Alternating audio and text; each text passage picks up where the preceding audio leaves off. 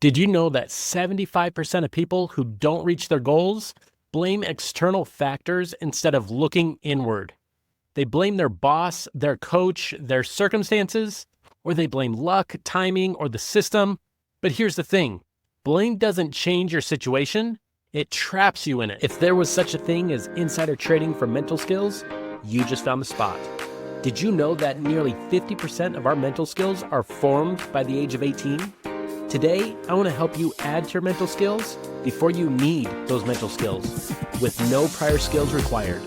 This is your proactive resource created and shared to help you build the life you want by choice, not by chance. And I just want to see you get there sooner. In 2025, we no longer differentiate ourselves by having access to info, but by creating clarity of all the info we have access to. If you feel like this episode is valuable in some way, please leave a review and share it with someone who can benefit. Now, onto the cast. Stan was 23 years old, playing golf at the University of Arizona. He had the skills, he had the talent, he even had the resources, but one thing was holding him back: blame. Missed a putt?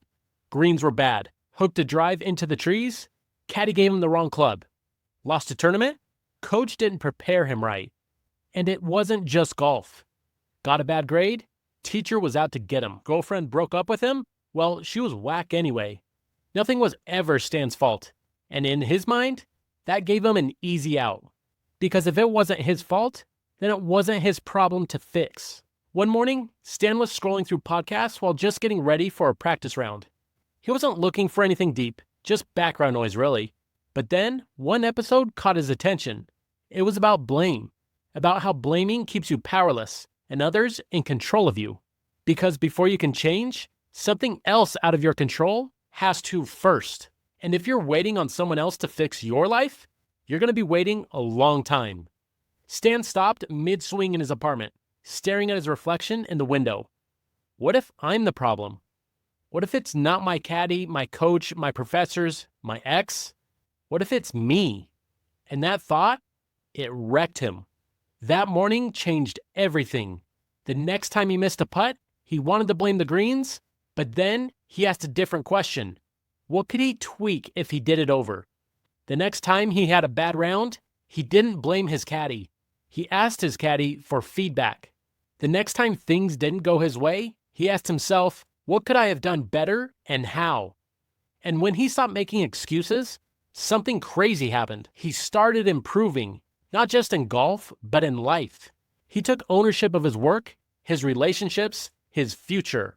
And by the time his senior season rolled around, he wasn't just playing better, he was leading. And then the unthinkable, the PGA Tour called. Not because of luck, not because of a favor, but because he had earned it. Look, you can blame or you can improve, but you can't do both. If you keep waiting for things to change before you take action, you'll be stuck forever. But the second you take ownership, that's when you get your power back. That's when you can actually change. That's when your life shifts. So here's my challenge to you. Where in your life are you pointing fingers instead of looking in the mirror? Where do you need to take ownership? Because once you do, everything changes. Blame is easy. Ownership is rare. And the ones who own their lives, they're the ones who go the furthest. If you feel you can take something away from this episode, please rate it and leave a review.